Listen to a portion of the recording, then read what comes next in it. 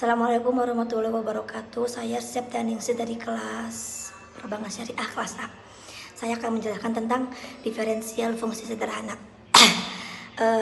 Diferensial adalah sebuah fungsi membahas tentang tingkat perubahan suatu fungsi sehubungan dengan perubahan kecil dalam variabel bebas fungsi yang bersangkutan. Proses penurunan sebuah fungsi disebut juga pendiferensian atau diferensiasi. Pada dasarnya merupakan penentuan limit suatu koefisien diferensi dalam hal pertambahan variabel bebasnya sangat kecil atau mendekati nol. Hasil yang diperoleh dari proses diferensiasi tersebut dinamakan turunan atau deviratif. Bab ini membahas diferensial yang menyangkut fungsi yang mengandung hanya satu variabel bebas dalam persamaannya. Kemudian ada kuosien, diferensi, dan derivatif.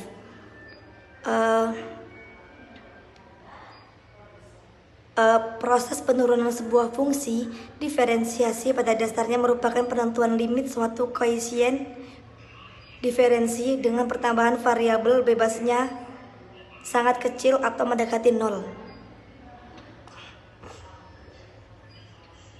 Kemudian ada kaidah diferensiasi. Diferensiasi konstanta. Jika Y sama dengan K, di mana K adalah konstanta, maka dy per dx sama dengan 0. Kedua, diferensiasi fungsi pangkat. Jika Y sama dengan x kuadrat n, di mana n adalah konstanta, maka dy per dx sama dengan n x n per 1.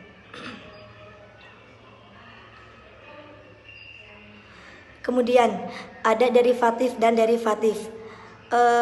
Setiap fungsi dapat diturunkan lebih dari satu kali tergantung pada derajatnya. Kemudian turunan pertama or the first derivative sebuah fungsi adalah turunan dari fungsi aslinya. Kemudian turunan kedua, the second derivative. Sebuah fungsi adalah turunan dari turunan pertama.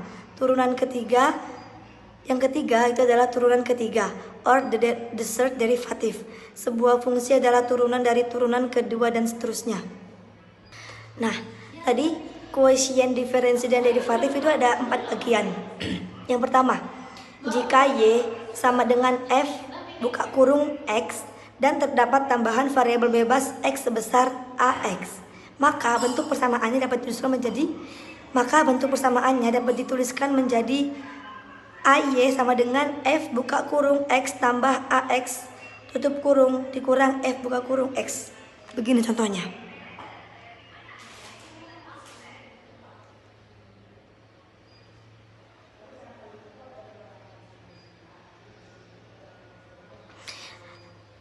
Kemudian jika persamaan di atas dibagi dengan AX, maka akan menghasilkan hasil bagi perbedaan atau koefisien diferensi or difference coefficient.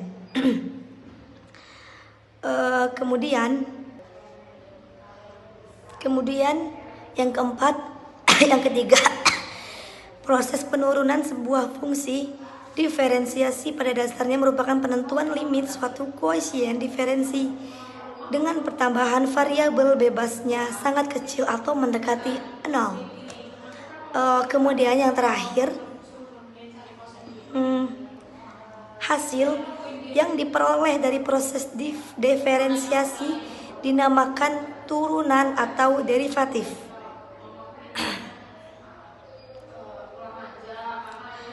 Untuk kaidahnya ada 5. Tadi udah sebutin 2, sekarang yang ketiga, yaitu diferensiasi perkalian konstanta dengan fungsi.